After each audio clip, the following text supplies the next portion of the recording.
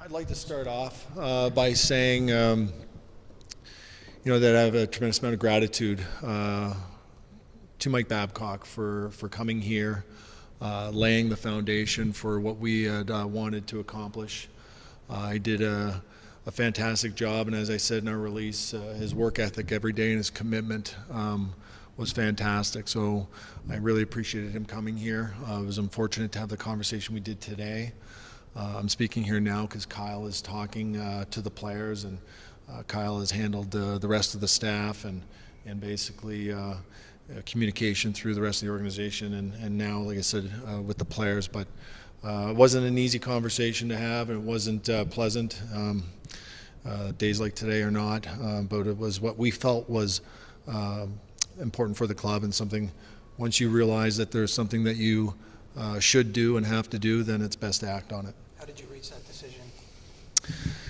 I think it's just been something that you watch and you've been monitoring for a while, and Kyle and I are in constant communication. I think that it really just came down to the last couple of weeks, and it got to the point where we spoke in the last 48 hours, and again, I just felt that it was something that needed to be done, and Kyle felt the same way. So seeing as I had been the one that hired Mike, I thought that it was very important for me to get on a plane this morning and fly here and face Mike and be with Kyle to tell him myself that we had made a decision together that we thought was in the best interest of the club. So if he says a foundation here, Brendan, I don't think we'd argue against that. What was missing for the team to take the next step then? Well, I think that's the magic question. I think that we feel that we haven't played up to our expectations this year. I think that there are key elements to our game and some attention to detail that has been missing often this year. And so, the players know that whenever a situation like this occurs, it does have an impact on the players. But our game is not really meeting our expectations. We're mistake prone on defense. The attention to details aren't there, and even the offense that our team, the explosive offense our team was known for, has been missing for a while now. So there's a lot of work for Sheldon to do, and there's a lot of work for the players to do, and they understand that. But we really believe in them. We believe in the players that we have here. We believe in Sheldon, obviously, in making this decision. And so we're still optimistic that we're going to get it back on track. Why Sheldon? Well, I think Sheldon's earned it.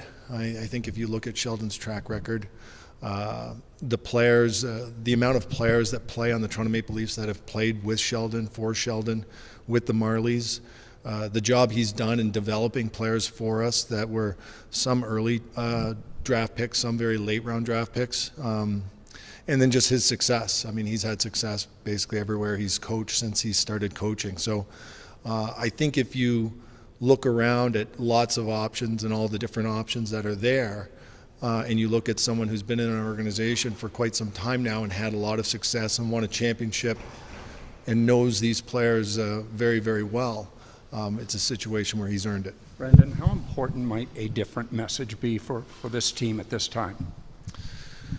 Well, we know how competitive the league is, and we know how difficult it is each and every night. So, like I said, when you feel that the right decision, when you think that you know what the right decision is, you have to act on it. And I think that waiting at this point would have just been the wrong thing. So that's why I flew in today, and Kyle and I had the conversation with Mike. What did you feel like Kyle's relationship factor into this?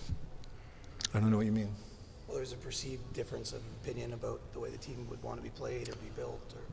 Oh, I mean, I'm perceived. I think that there's a lot of things that get perceived, and I obviously we made a change today, but I think that Mike and Kyle have had a good working relationship. I know that there were changes made in the off season and changes made to the coaching staff, and the commitment that management had and the coaching staff had to starting the season and having success was 100% pure and honest, and it just didn't work out that way.